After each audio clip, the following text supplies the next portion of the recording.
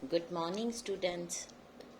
Today I am going to continue my lecture for plus one arts political science, and the name of the chapter is development.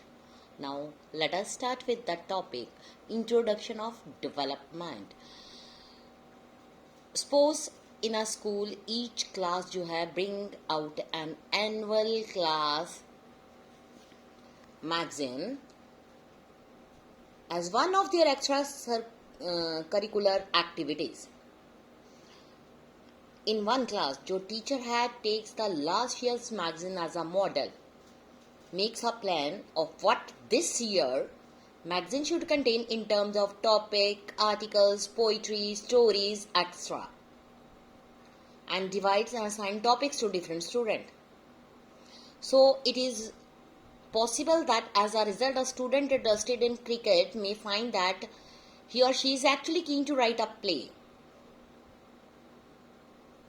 It is also possible that in this scheme 3 students may want to get together to work out a series of cartoons but find that they have been placed in different groups. अगर और बात करें इन class में the contents of magazine is debated by the student. So बहुत सारे disagreement भी थे बट इवेंचुअली जो प्लान था for a magazine emerges out about which all are in agreement. Agreement means अगर कोई भी काम करना हो तो एग्रीमेंट सबके लिए ज़रूरी ही है. अगर हम अपना ओपिनियन देखें, which class will come up with a magazine in which the student get to realize their particular interest in the best possible manner. The first may produce a good looking magazine, but will the content be engrossing? Will the person who wants to write on cricket write with equal passion on her assigned topic? Which magazine will be seen as unique?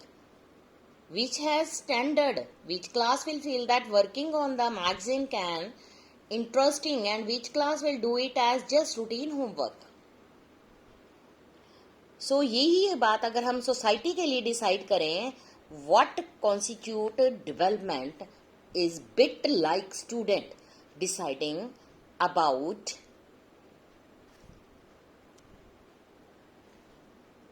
which कि मतलब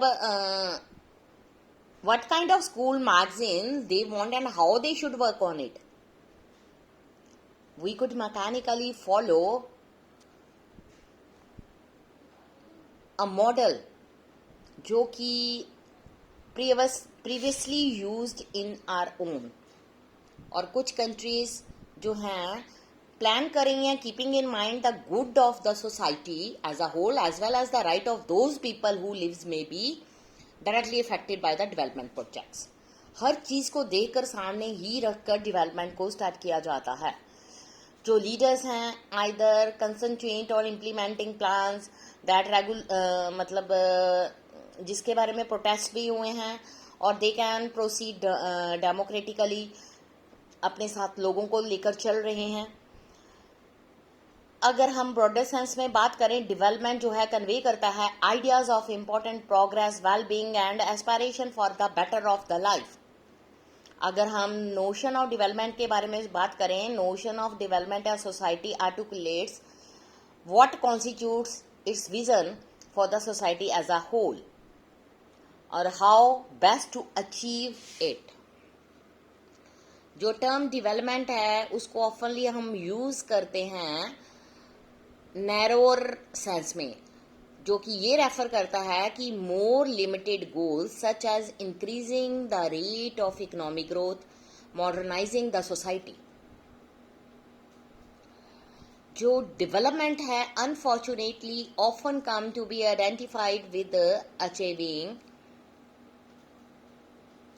पर set targets, completing projects. कौन कौन से? Like dams, factories, hospitals, rather than realizing the broader vision of development जिसको सोसाइटी uphold करती है. इस प्रोसेस में कुछ सेक्शंस होते हैं सोसाइटी के जिनको बेनिफिट मिलता है, लेकिन अदर कुछ है जो सफ़र करते हैं, जिनके होम्स भी जो है during the construction of dam ख़त्म हो जाते हैं। सो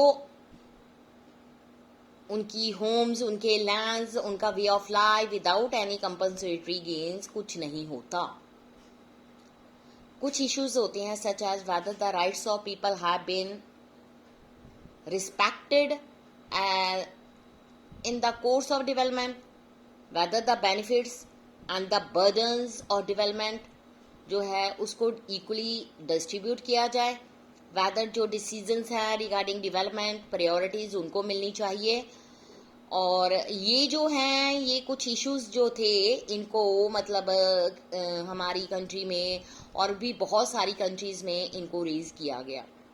सो जो डेवलपमेंट है has become the subject of considerable controversy आजकल।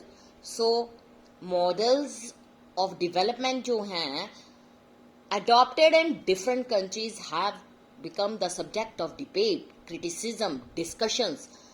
जो अल्टरनेटिव मॉडल्स हैं being put forward।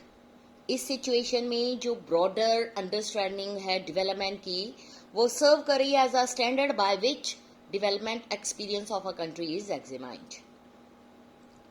Next है the challenge of development।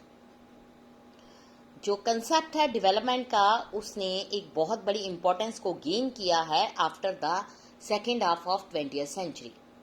ये एक ऐसा टाइम है when a large number of country जो है एशिया एंड अफ्रीका की उन्होंने पॉलिटिकल इंडिपेंडेंस को गेन किया है।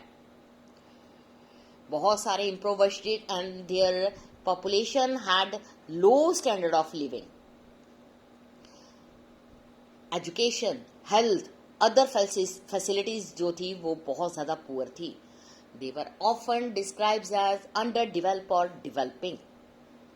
so अगर हम बात करें द कंपैरिजन जो था richer country in western Europe और यूनाइटेड स्टेट में किया गया 1950 से 1960 जब बहुत सारी कंट्री जो हैं एशिया एंड अफ्रीका की उन्होंने इंडिपेंडेंस अचीव कर ली फ्रॉम कॉलोनियल रूल और जो मोस्ट अर्जेंट टास्क था उनके फ्रंट में was to solve the pressing problems of poverty.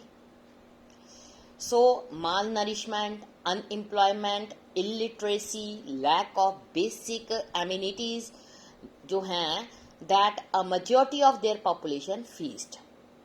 ये भी आर्ग्यू किया गया कि the reason why they were backward was because under colonial rule जो resources हैं had been not for their own benefit but for the benefit of the colonial master। with independence they could recognize their resources in the best possible manner as so as to serve their country national interest।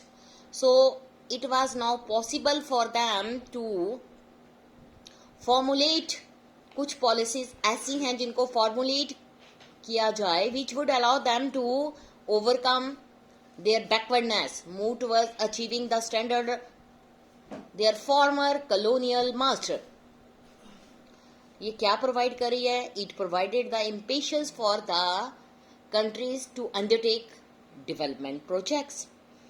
जो concept है development का उसमें बहुत सारे changes आए हैं, years two years में changes होते गए। इनिशियल ईयर्स में अगर हम बात करें जो फोकस वाज था on catching up with the west in terms of economic growth, modernisation of society. जो डेवलपिंग कंट्री हैं उन्होंने अडॉप्ट किया गोल्स कौन कौन से, लाइक इकोनॉमिक ग्रोथ और किसके through industrialisation, modernisation of agriculture, extending modernising education. So it was believe at the time जो स्टेट है was the only agency that was capable of initiating this kind of social and economic change. बहुत सारी country जो थी embarked upon ambitious projects of development with the help of loans, aid from the developed countries। India में एक series of 5 years plan जो है development के लिए उसको स्टार्ट किया गया फ्रॉम 1950s। और इसमें इंक्लूड किया a number of mega project, जैसे था Bhakra Nangal dam, setting up steel plants in different part of the country, mining, fertiliser production and improving agriculture techniques. ये भी होप की गई कि एक मल्टी प्रोंग्ड स्ट्रेटजी है, उसका जो इम्पैक्ट है इकोनॉमी पर पड़ेगा और सिग्निफिकेंटली वो इंक्रीज करेगा the wealth of the country. ये भी होप की जा रही है कि इमर्जिंग प्रॉस्पेरिटी जो है gradually tackle down, so the poorest section of the society, उनके लिए डेवलपमेंट एक ऑफर है और इससे क्या होगा, इन इक्वालिटी जो है इनको रिड्यूस कर दिया जाएगा। A great deal of faith जो थी adopting the latest discovery of science and the state of art technology, new educational institutions like Indian Institute of Technology, उनको सेटअप किया गया और कोलैबोरेशन हुई थी एडवांस कंट्री की, सो दैट जो नॉलेज है उसको इंक्रीज किया जाए, उसकी टॉप प्रायोरिटी को रखा जाए। ये भी बिलीव किया गया जो प्रोसेस है डेवलपमेंट का, जो वो सोसाइटी को मॉडर्न बनाएगा और जो पीछे चीजें छूट गई हैं उनको आगे लेके जाएंगे। सो मॉडल ऑफ डेवलपमेंट जो था adopted by India and other developing country और came under a great deal of criticism over the years. So it has led to some rethinking about the goals and processes of the development society. यहाँ तक ये topic finish है। Next हम start करेंगे criticism of development model. Thank you students.